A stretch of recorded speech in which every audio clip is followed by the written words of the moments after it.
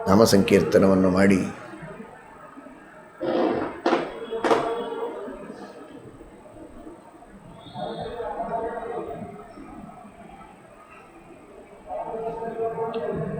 ನಮ್ಮೆಲ್ಲರಿಗೆ ಉಣಿಸಿ ತಣಿಸುವ ಪರಮಾತ್ಮನನ್ನು ಮಹಾವಿಷ್ಣು ಎಂಬುದಾಗಿ ಕರೀತಾರೆ ಅಂತ ನಿನ್ನೆ ತಿಳಿದಿದ್ದೀರಿ.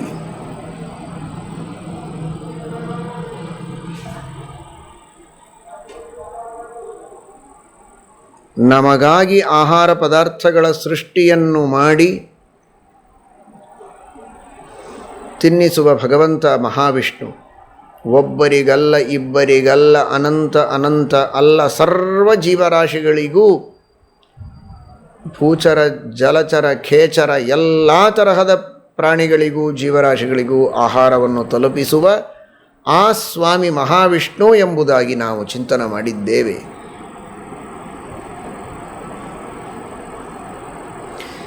ಎಲ್ಲರಿಗೆ ಕೊಡುವುದು ಮಾತ್ರ ಅಲ್ಲ ಅವನ ಮಹಾತ್ಮ್ಯ. ಆ ಕಾರಣಕ್ಕಾಗಿ ಅವನು ಮಹಾ ಅಲ್ಲ, ಕೇವಲ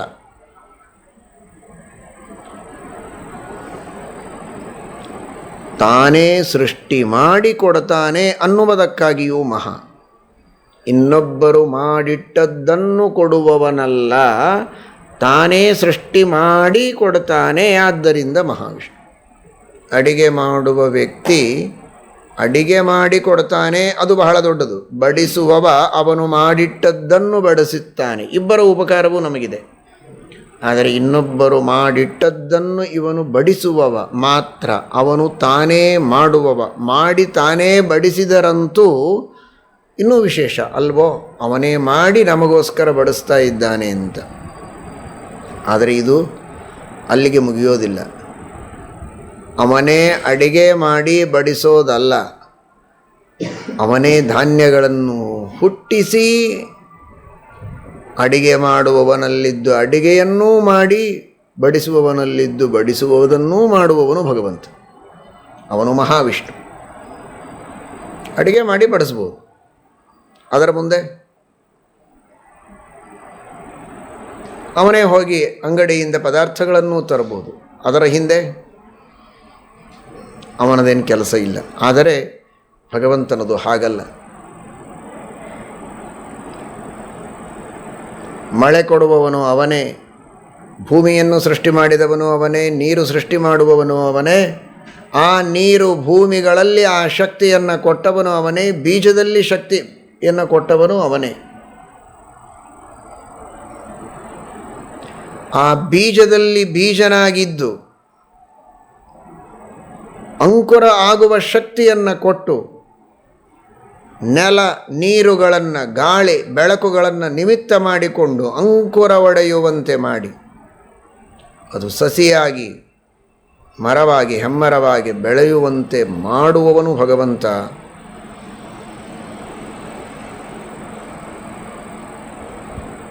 ಫಲ ಮೊದಲಾದವುಗಳಿಗೆ, ಧಾನ್ಯಗಳಿಗೆ ಅವು ಪೈರಾಗಿ ಬೆಳೆಯುವಂತೆ ಮಾಡಿ ಅದನ್ನು ಎಲ್ಲಿಯೋ ಬೆಳೆದದ್ದನ್ನು ಎಲ್ಲಿಯೋ ಬರುವಂತೆ ವ್ಯವಸ್ಥೆ ಮಾಡುವುದಕ್ಕೆ ಅಷ್ಟೆಲ್ಲ ಜೀವರಾಶಿಗಳಲ್ಲಿ ಅಂತರ್ಯಾಮಿಯಾಗಿದ್ದು ಅದನ್ನು ಸಾಗಿಸುವವನೂ ಭಗವಂತ. ಅಡಿಗೆ ಮಾಡುವವನ ದೇಹ, ಇಂದ್ರಿಯ, ಮನಸ್ಸುಗಳಲ್ಲಿದ್ದು ಬಡಿಸುವವರಲ್ಲಿದ್ದು ಕೊನೆಗೆ ಉಣ್ಣುವ ವ್ಯಕ್ತಿಯಲ್ಲಿಯೂ ಇದ್ದು ಉಣಿಸುವವ ದೇವರು. ಇಷ್ಟೆಲ್ಲವನ್ನು ಮಾಡ್ತಾನೆ. ಆದ್ದರಿಂದ ಇವನು ಬರೀ ಊಟ ಮಾಡಿಸುವವನಲ್ಲ, ಭಾರೀ ರೀತಿಯಲ್ಲಿ ಊಟ ಮಾಡಿಸುವವನು. ಆದ್ದರಿಂದ ಮಹಾವಿಷ್ಣು.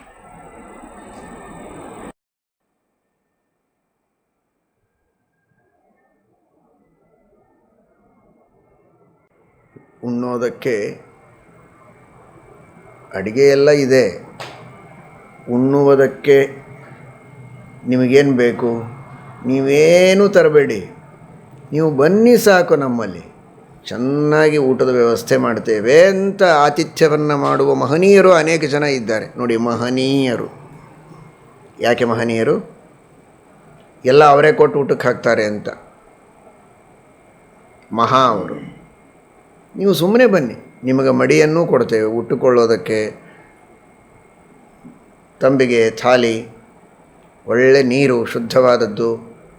ನೀವೇನು ಮನೆಯಿಂದ ತರಬೇಕಾಗಿಲ್ಲ. ಎಲ್ಲ ವ್ಯವಸ್ಥೆಯನ್ನು ಮಾಡ್ತೇವೆ.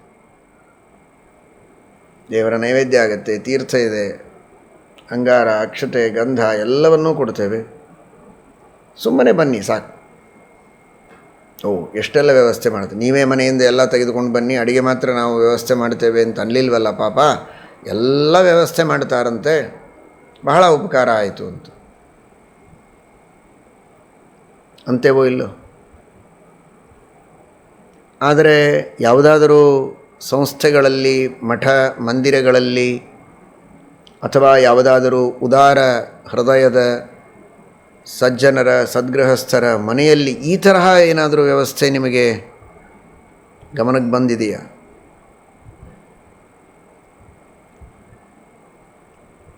ಉಣ್ಣುವುದಕ್ಕೆ ಹಲ್ಲು, ರುಚಿ ನೋಡುವುದಕ್ಕೆ ನಾಲಿಗೆ, ಒಳಗೆ ಅನ್ನ ಇಳಿಯುವುದಕ್ಕೆ ಬೇಕಾದ ಅನ್ನನಾಳ, ಒಳಗೆ ಪಚನ ಆಗುವುದಕ್ಕೆ ಬೇಕಾದ ಎಲ್ಲ ಯಂತ್ರ, ಕರಳು, ಆ್ಯಸಿಡ್ಡು,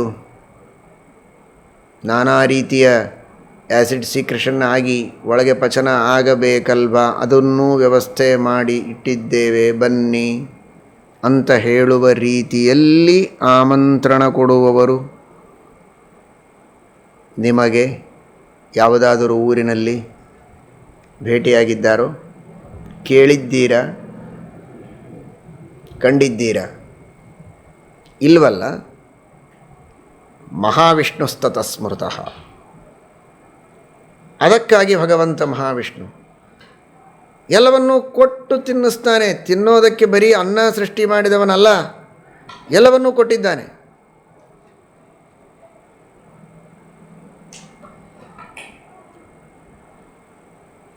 ಜಿಹ್ವಾಂ ದತ್ವಾ ಖಾದಯತಿ ಮಹಾವಿಷ್ಣುಸ್ತತ ಸ್ಮೃತಃ. ದಂತಾನ್ ದತ್ವಾ ಖಾದಯತಿ ಮಹಾವಿಷ್ಣುಸ್ತತ ಸ್ಮೃತಃ. ನಾಲಂ ದತ್ವಾ ಖಾದಯತಿ ಮಹಾವಿಷ್ಣುಸ್ತತ ಸ್ಮೃತಃ. ಮುಖಂ ದತ್ವಾ ಖಾದಯತಿ ಮಹಾವಿಷ್ಣುಸ್ತತ ಸ್ಮೃತಃ. ಏನು ಕೊಟ್ಟಿಲ್ಲ.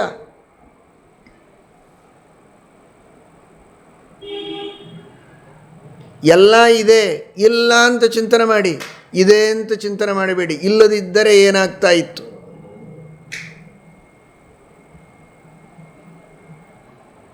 ಬಾಯಿನೇ ಇಲ್ಲ, ಹೇಗೆ ತಿನ್ನೋದು? ತಿನ್ನುವ ಅನಿವಾರ್ಯತೆ ಒಂದು ಕೊಟ್ಟು ಬಾಯಿಯನ್ನು ಕೊಡದೆ ಹುಟ್ಟಿಸಿದ್ದ ಅಂದರೆ ಆಗುವ ಸ್ಥಿತಿ ಏನು? ಎಬ್ನಾರ್ಮಲ್ ಆದ ಎಷ್ಟೋ ಮಕ್ಕಳು ಹುಟ್ಟುತ್ತಾರೆ. ಅವಶ್ಯಕವಾದ ಅಂಗಗಳು ಎಲ್ಲರಿಗೆ ಅವಶ್ಯಕತೆ ಇದ್ದಂತೆ ಅವರಿಗೂ ಇದೆ, ಆದರೆ ಇರೋದಿಲ್ಲ. ಒದ್ದಾಡಿ ಕೆಲವು ಹೊತ್ತು ಇದ್ದು ಕಣ್ಣು ಮುಚ್ಚುತ್ತವೆ. ಆ ಪರಿಸ್ಥಿತಿಯನ್ನು ಕೋಟಿ ಕೋಟಿ ಕೋಟಿ ಕೋಟಿ ಜನರಿಗೆ ಕೊಟ್ಟಿಲ್ಲ, ನಾರ್ಮಲ್ ಆಗಿ ಹುಟ್ಟಿದ್ದಾರೆ. ಮುಖ ಇದೆ, ಮುಖಂ ದತ್ವಾ ಖಾದಯತಿ. ಆಹಾರ ಪದಾರ್ಥಗಳ ಸೃಷ್ಟಿಯಾಯಿತು, ಧಾನ್ಯಗಳ ಸೃಷ್ಟಿಯಾಯಿತು. ಒಂದು ಕಡೆಗೆ ಇವನಿಗೆ ಮುಖ ಇಲ್ಲ, ಪ್ರಯೋಜನ ಏನು?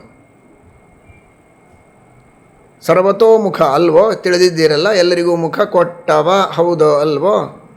ಹೀಗಾಗಿ ಮುಖಂ ದತ್ವಾ ಖಾದಯತಿ ಮಹಾವಿಷ್ಣು ಸ್ಮೃತಃ. ವಿಗತಿ ಪ್ರಜನ ಕಾಂತ್ಯಸನ ಖಾದನೇಶು. ತಿನ್ನಿಸುವವ ವಿಷ್ಣು, ಸುಮ್ಮನೆ ತಿನ್ನಿಸುವವನಲ್ಲ. ನಾಲಿಗೆಯನ್ನು ಕೊಟ್ಟು ರುಚಿ ತೋರಿಸಿ ರುಚಿ ರುಚಿ ಮಾಡಿಕೊಂಡು ತಿನ್ನುವಂತೆ ಮಾಡುವವ. ಆದ್ದರಿಂದ ಮಹಾವಿಷ್ಣು. ರಸಂ ದತ್ವಾ ಖಾದಯತಿ ಮಹಾವಿಷ್ಣುಸ್ತದ ಸ್ಮೃತಃ. ಅದರೊಳಗೊಂದು ರಸ ಕೊಟ್ಟಿದ್ದಾನೆ. ನಮ್ಮ ನಾಲಿಗೆಯಲ್ಲಿ ಲಲಾರಸ ಬರ್ತದೆ. ಆ ರಸ ಜೊತೆಗೆ ಆಹಾರ ಹೋದರೇನೆ ಪಚನ ಆಗೋದು. ರಸಂ ದತ್ವ. ತಿನ್ನುವ ವಸ್ತುವಿನಲ್ಲಿಯೂ, ತಿನ್ನಲ್ಪಡುವ ವಸ್ತುವಿನಲ್ಲಿಯೂ ರಸ ಇದೆ. ತಿನ್ನುವ ನಾಲಿಗೆಯಲ್ಲಿಯೂ ಇವನ ಬಾಯಿಯಲ್ಲಿಯೂ ರಸ ಇದೆ.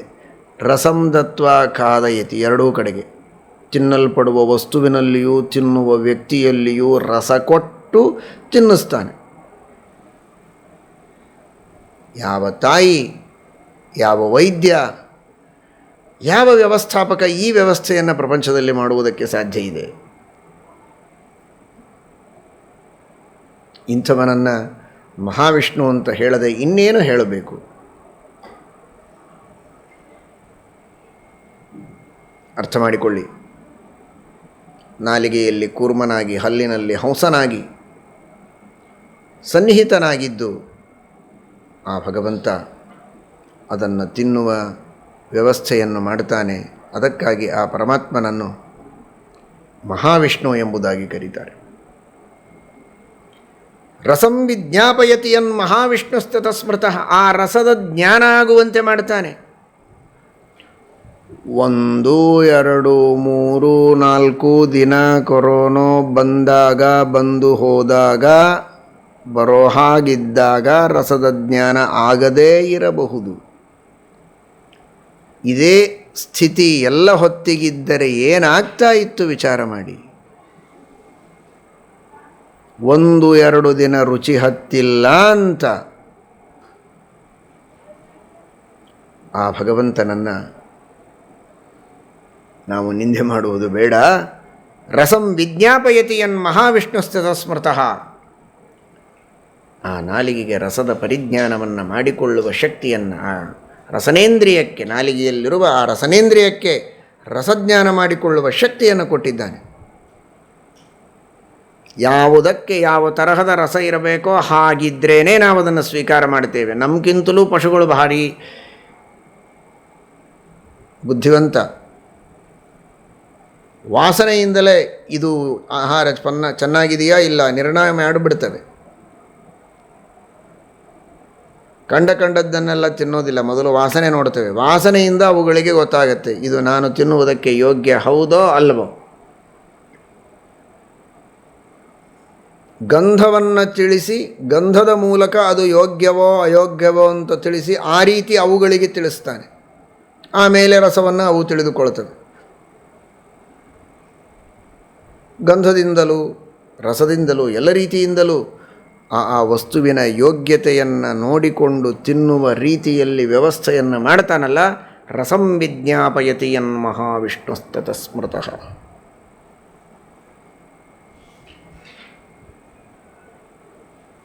ಖಾದಿತಾಸಾರ ನಿಸ್ಸಾರಿ ಮಹಾವಿಷ್ಣುಸ್ತತ ಸ್ಮೃತಃ.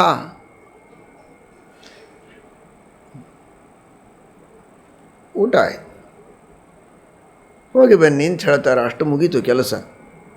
ಊಟ ಆದ ಮೇಲೆ ಆ ಊಟ ಮಾಡಿದ್ದನ್ನು ಒಳಗೆ ಹೋಗಿ ಅದನ್ನು ಪಚನ ಮಾಡಿಸಿ ಸಾರಭೂತವಾದದ್ದು ದೇಹಕ್ಕೆ ಏನು ಬೇಕೋ ಅದೆಲ್ಲ ದೇಹಕ್ಕೆ ಒದಗುವಂತೆ ಮಾಡಿ ಅಸಾರವಾದದ್ದನ್ನು ಹೊರಗೆ ಕಳಿಸಿ ಮಲಮೂತ್ರ ವಿಸರ್ಜನೆ ಮಾಡಿಸಿ ಇದೆಲ್ಲ ಕೆಲಸ ಯಾರು ಮಾಡ್ತಾರೆ? ಪ್ರಾಣಾಪಾನ ವಾಯುಗಳನ್ನು ನಿಯಂತ್ರಣ ಮಾಡಿ ಅವುಗಳ ಮೂಲಕ ಶುದ್ಧವಾದದ್ದನ್ನು ಉಳಿಸಿ ಅಶುದ್ಧವಾದದ್ದನ್ನೆಲ್ಲ ಹೊರಗೆ ಕಳಿಸುವ ವ್ಯವಸ್ಥೆಯನ್ನು ಮಾಡ್ತಾನೆ. ತಾನೇ ಆ ಕಿಡ್ನಿ ಸೃಷ್ಟಿ ಮಾಡಿ ಸೂಕ್ಷ್ಮವಾದ ಆ ನೆಫ್ರಾನ್ಸ್ಗಳನ್ನು ಒಳಗೆ ಸೃಷ್ಟಿ ಮಾಡಿ ಅವುಗಳ ಮೂಲಕ ಅಶುದ್ಧವಾದದ್ದನ್ನು ಹೊರಗೆ ಕಳಿಸಿ ಶುದ್ಧವಾದದ್ದು ಮಾತ್ರ ಉಳಿಯುವಂತೆ ಮಾಡಿ ಖಾದಿತ ಆಸಾರ ನಿಸ್ಸಾರಿ, ಖಾದಿತವಾದದ್ದರೊಳಗಿನ ಅಸಾರ ಭಾಗವನ್ನು ನಿಸ್ಸಾರಣೆ ಮಾಡತಕ್ಕಂತಹ ಸ್ವಾಮಿ ಭಗವಂತ. ಯಾರು ಮಾಡ್ತಾರೆ ಇದನ್ನು? ಚಿಕ್ಕ ಮಗು ಇರುವಾಗ ಮಲಮೂತ್ರ ವಿಸರ್ಜನೆಯ ವ್ಯವಸ್ಥೆಯನ್ನು ಮಾಡಿ ತೊಳೆದು ಬಳದು ಉಪಕಾರವನ್ನು ತಾಯಿ ಮಾಡ್ತಾಳೆ. ಅತ್ಯಂತ ಸತ್ಯ, ದೊಡ್ಡ ಉಪಕಾರ. ಆದರೆ ಆ ದೇಹದೊಳಗಿದ್ದ ಆಹಾರದೊಳಗಿನ ಹೊಲಸು ಭಾಗ ಬೇರೆ, ಗ್ರಾಹ್ಯವಾದಂತಹ ಭಾಗ ಬೇರೆ, ತ್ಯಾಜ್ಯವಾದ ಭಾಗ ಬೇರೆ ಅಂತ ಮಾಡಿ ಗ್ರಾಹ್ಯವಾದ ಸಾರಭಾಗದಿಂದ ಪುಷ್ಟಿಯಾಗುವಂತೆ ಮಾಡಿ ತ್ಯಾಜ್ಯ ಭಾಗ ಮಾತ್ರ ಬೇರ್ಪಡಿಸುವ ಕೆಲಸವನ್ನು ಯಾವ ತಾಯಿ ಮಾಡುವುದಕ್ಕೆ ಸಾಧ್ಯ? ಅದನ್ನು ಒಳಗೆ ದೇವರು ಮಾಡಿ ಹೊರಗೆ ಹಾಕಿದ್ದನ್ನು ಸ್ವಚ್ಛ ಮಾಡುವ ಕೆಲಸ ಮಾಡಬಹುದಷ್ಟೇ.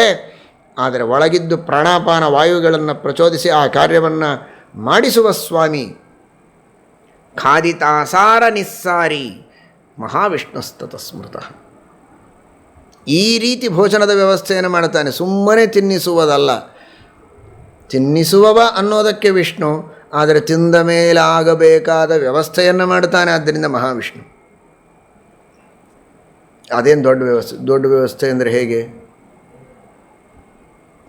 ಭಾಳ ದೊಡ್ಡ ವ್ಯವಸ್ಥೆ. ಅದಿದ್ರೇ ಎಲ್ಲ ಆರೋಗ್ಯ ಚೆನ್ನಾಗಿರೋದು. ದೇಹದೊಳಗಿನ ಅಸಾರ ಭಾಗ ಹೊರಗೆ ಹೋಗದಿದ್ದರೆ ಆರೋಗ್ಯ ಇರೋದಿಲ್ಲ, ಬದುಕುವುದೇ ಸಾಧ್ಯ ಇಲ್ಲ. ಆರೋಗ್ಯ ಚೆನ್ನಾಗಿರಬೇಕು, ದೇಹದೊಳಗಿನ ಅಸಾರ ಭಾಗ ಹೊಲಸೆಲ್ಲ ಹೊರಗೆ ಹೋಗ್ತಾ ಇರಬೇಕು, ಶುದ್ಧವಾದದ್ದು ಮಾತ್ರ ಉಳಿಯಬೇಕು, ಅಂದರೆ ಮನುಷ್ಯ ಬದುಕ್ತಾನೆ. ಇಲ್ಲದಿದ್ದರೆ ಬದುಕೋದಕ್ಕೆ ಸಾಧ್ಯ ಇಲ್ಲ. ಆದ್ದರಿಂದ ಖಾದಿತಾಸಾರ ನಿಸ್ಸಾರಿ.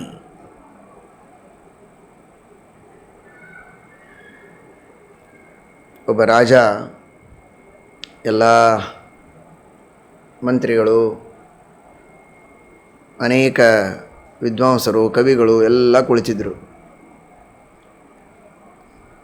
ಸುಮ್ಮನೆ ಹೀಗೆ ಲೋಕಾಭಿರಾಮವಾಗಿ ಮಾತನಾಡ್ತಾ ಕೇಳಿದ, ನಿಮಗೆಲ್ಲ ಯಾವಾಗ ಬಹಳ ಸಂತೋಷ ಆಗ್ತದೆ ಅಂತ.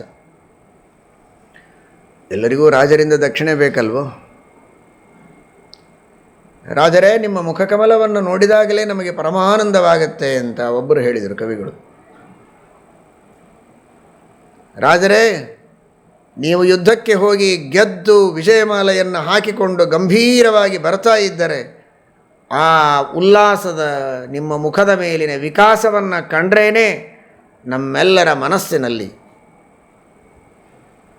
ಆನಂದದ ಸಾಗರವೇ ತುಂಬಿ ಹೋಗ್ತದೆ. ಹೇಳಲಿಕ್ಕೆ ಸಾಧ್ಯ ಇಲ್ಲ, ಅಷ್ಟು ಆನಂದವಾಗ್ತದೆ. ನಿಮ್ಮ ಮಾತು ಕೇಳಿದ್ರೇ ಆನಂದ. ಹೀಗೆ ಎಲ್ಲರೂ ವರ್ಣನೆ ಮಾಡುವರು. ಒಬ್ಬ ಕವಿ ಹೇಳಿದ, ಅವನಿಗೆ ದಾಕ್ಷಿಣ್ಯ ಯಾವುದಿಲ್ಲ. ಅವನು ಸ್ಪಷ್ಟ ಹೇಳಿದ, ನಿನಗೆ ಯಾವಾಗ ಆನಂದ ಬಹಳ ಆಗತ್ತೆ ಅಂತ. ಮಲಮೂತ್ರ ವಿಸರ್ಜನೆ ಚೆನ್ನಾಗಿ ಆದರೆ ನನಗೆ ಆನಂದ ಆಗ್ತದೆ ಅಂತ ಹೇಳಿದ. ಸಭಾ ಮಧ್ಯದಲ್ಲಿ ರಾಜನಿಗೆ ಬಲುಕೋಪ ಬಂತು.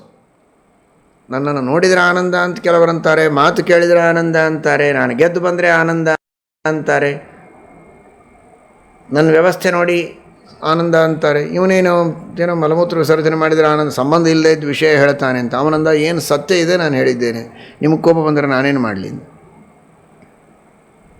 ಸರಿ, ಉಳಿದವರಿಗೆಲ್ಲ ಸಂಭಾವನೆ ಸಿಕ್ತು, ಇವನಿಗೇನು ಸಿಗಲಿಲ್ಲ, ಗೋವಿಂದ. ಸರಿ, ಆದರೂ ಬಹಳ ಪ್ರೀತಿಯ ಮಿತ್ರ ಅನ್ನೋದಕ್ಕೋಸ್ಕರ ಮಾರನೇ ದಿವಸ ವಾಯುವಿಹಾರಕ್ಕೆ ಅಂತ ಬೆಳಗ್ಗೆ ಕರೆದುಕೊಂಡು ಹೋಗಿದ್ದಾರೆ. ವಾಯುವಿಹಾರಕ್ಕೆ ಅಂತ ಅವನ ಜೊತೆಗೆ, ಮಂತ್ರಿಯ ಜೊತೆಗೆ, ಕವಿಯ ಜೊತೆಗೆ ಹೊರಟಿದ್ದಾನೆ. ಹೋಗುವಾಗ ರಾಜರಿಗೆ ಸರಿಯಾಗಿ ಬೆಳಗ್ಗೆ ಹೊತ್ತು ವಾಯುವಿಹಾರಕ್ಕೆ ಅಂತ ಹೊರಟಿದ್ದಾರೆ, ಮಲವಿಸರ್ಜನೆ ಮಾಡಬೇಕು ಅನ್ನುವ ಪ್ರಸಂಗ ಬಂತು. ಹತ್ತಿರದಲ್ಲಿ ಶೌಚಾಲಯದ ವ್ಯವಸ್ಥೆಯಲ್ಲಿ ಕಾಣಲಿಲ್ಲ. ಎಲ್ಲಿಯೋ ಒಂದು ಶೌಚಾಲಯದ ರಾಜರೇ ಮಾಡಿಸಿಕೊಟ್ಟು ಇಟ್ಟಂತಹ ಶೌಚಾಲಯದ ವ್ಯವಸ್ಥೆ, ಸುಲಭ ಶೌಚಾಲಯ. ಆದರೆ ಆ ಶೌಚಾಲಯ ಹಳೆ ಕಾಲದ ಶೌಚಾಲಯ. ಒಳಗೆ ಯಾರಾದರೂ ಇದ್ದಾರೋ ಇಲ್ಲವೋ ಅಂತ ಗೊತ್ತಾಗೋದು ಹೇಗೆ ಅಂತ, ಅದಕ್ಕೋಸ್ಕರ ಹೊರಗಡೆಗೆ ತಂಬಿಗೆಯನ್ನು ಇಟ್ಟಿದ್ದರೆ ಯಾರೋ ಇದ್ದಾರೆ ಅಂತ ಅರ್ಥ. ಇಲ್ಲ ಅಂದರೆ ಈ ಕವಿ ಒಂದು ವ್ಯವಸ್ಥೆ ಮಾಡಿದ್ದ, ಮೊದಲಿಗೆ ಅಲ್ಲಿ ಒಂದು ತಂಬಿಗೆ ಇಟ್ಟುಬಿಟ್ಟಿದ್ದ. ಅಯ್ಯೋ ಯಾರೋ ಒಳಗಡೆಗೆ ಇದ್ದಾರೆ ಅಂತ ರಾಜರು ಕಾಯ್ದು ಭಾಳ ಹೊತ್ತು ಕಾಯ್ದರು. ಅಲ್ಲಿ ಒಳಗೆ ಯಾರೂ ಇರಲಿಲ್ಲ. ಆಮೇಲೆ ಕವಿಯ ತಾನೇ ಆ ತಂಬಿಗೆಯನ್ನು ತೆಗೆದು, ಯಾರಿಲ್ಲ ಹೋಗಿ ಪರವಾಗಿಲ್ಲ ಅಂದ.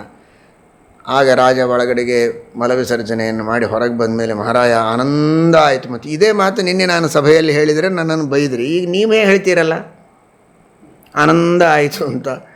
ಮತ್ತು ನಾನು ಹೇಳಿದರೆ ಯಾಕೆ ನನ್ನನ್ನು ಬೈದ್ರಿ? ಅಯ್ಯೋ ಮಹಾರಾಯ, ತಪ್ಪಾಯ್ತಪ್ಪ, ನಿನಗೆ ಎಷ್ಟು ಸಂಭಾವನೆ ಬೇಕು ಕೇಳು, ಎಲ್ಲರಿಗೆ ಕೊಟ್ಟದ್ದರ ಇಮ್ಮಡಿ ಮುಮ್ಮಡಿಯಾಗಿ ಕೊಡ್ತೇನೆ, ತೆಗೆದುಕೊಂಡು ಹೋಗು ಅಂತ ಹೇಳಿದನಂತೆ. ಹೇಳಬೇಕಾದ ತಾತ್ಪರ್ಯ, ಮನುಷ್ಯನಿಗೆ ಆಹಾರ ತಿನ್ನುವುದು ದೊಡ್ಡದಲ್ಲ, ತಿಂದ ಆಹಾರದ ಪಚನ ಆಗಬೇಕು. ಪಚನವಾದದ್ದಲ್ಲಿ ಅಸಾರ ಭಾಗ ಹೊರಗೆ ಹೋಗಬೇಕು, ಆರೋಗ್ಯವಂತನಾಗಿರಬೇಕು. ಆಗ ಅದು ಆನಂದ.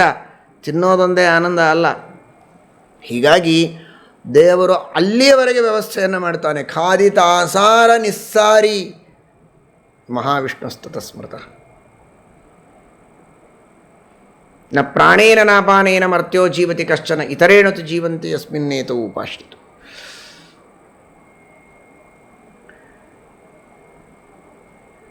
ಇದು ಪರಮಾತ್ಮ ಆ ತಿನ್ನಿಸುವ ವ್ಯವಸ್ಥೆಯನ್ನು ಮಾಡುವುದರೊಳಗಿರುವ ವೈವಿಧ್ಯ. ಯಾಕೆ ದೇವರಿದ್ದಾನೆ ಅಂತ ನಾನು ಯಾಕೆ ಒಪ್ಪಬೇಕು? ಆರೋಗ್ಯ ಬೇಕು ಅಂತ ಔಷಧಿಗೋಸ್ಕರ ಅಂತ ಒಬ್ಬ ವೈದ್ಯರ ಹತ್ರ ಹೋದ. ವೈದ್ಯರು ಔಷಧಿಯನ್ನೆಲ್ಲ ಕೊಟ್ಟರು. ಅವರು ಆಸ್ತಿಕ ವೈದ್ಯರು. ಔಷಧಿಯನ್ನು ತೆಗೆದುಕೊಳ್ಳಪ್ಪ, ದೇವರ ಸ್ಮರಣೆ ಮಾಡು, ಎಲ್ಲ ಒಳ್ಳೆಯದಾಗತ್ತೆ ಅಂತ. ಔಷಧಿ ತಗೊಳ್ತೇನೆ, ಸರಿ, ದೇವರ ಸ್ಮರಣೆ ಯಾಕೆ ಮಾಡಬೇಕು ನಾನು ಅಂತ ಕೇಳಿದ ಅವನು. ರೋಗಿ